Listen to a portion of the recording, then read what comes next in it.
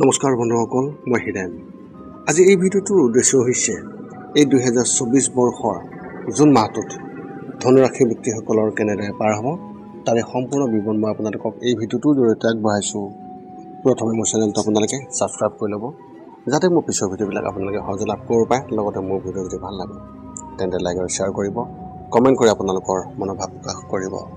এতিয়া মূল বিষয়লৈ।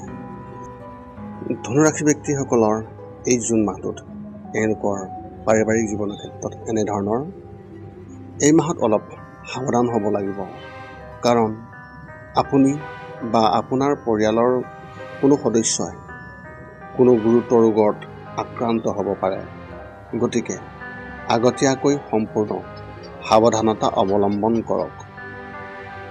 আপোনালোকৰ ঘৰতো উত্তেজনা আৰু উদ্বেগৰ পৰিৱেশ থাকিব। সকলোৰে মাজত পাৰস্পৰিক প্ৰেম থাকিব।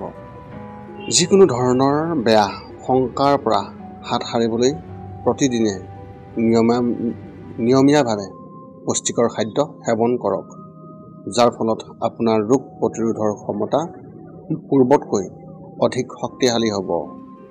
ৰাতিপুৱা যোগাসন কৰাটো আপোনাৰ বাবে উপকাৰী হ'ব। ব্যৱসায় আৰু চাকৰিৰ ক্ষেত্ৰত এনেধৰণৰ এই মাহটো ব্যৱসায়ীসকলৰ বাবে খুবেই ভাল হ'ব আৰু তেওঁলোকে নিজৰ কৰ্মক্ষেত্ৰত সফলতা লাভ কৰিব। এই সময়ছোৱাত আপুনি আপোনাৰ পৰিয়ালৰ আন সদস্যসকলৰ পৰাও সম্পূৰ্ণ সহায় লাভ কৰিব, যিয়ে আপোনাৰ ব্যৱসায়টোত বিশেষভাৱে ফলৱতী হোৱাত অৰিহণা যোগাব। আপোনাৰ পিতৃ মাতৃৰ আশীৰ্বাদো আপোনাৰ ওপৰত থাকিব, যাৰ ফলত আপোনাৰ আত্মবিশ্বাস বৃদ্ধি পাব।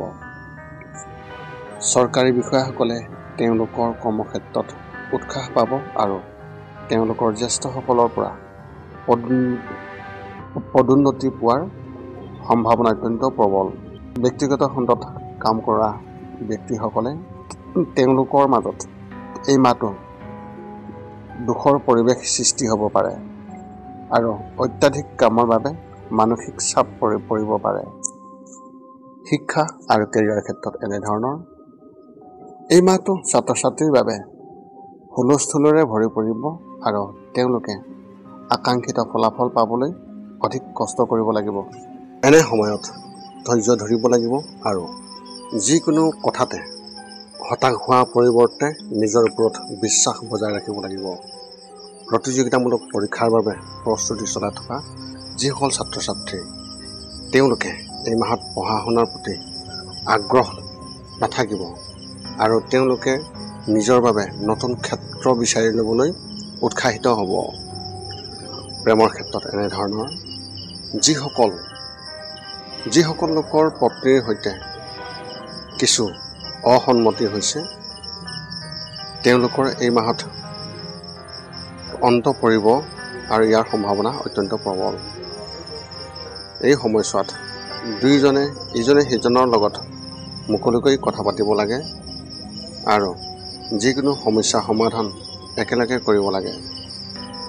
বিবাহিত লোকসকলে নিজৰ সংগীৰ লগত ঘনিষ্ঠ অনুভৱ কৰিব আৰু এই সময়খিনি সম্পূৰ্ণৰূপে উপভোগ কৰিব।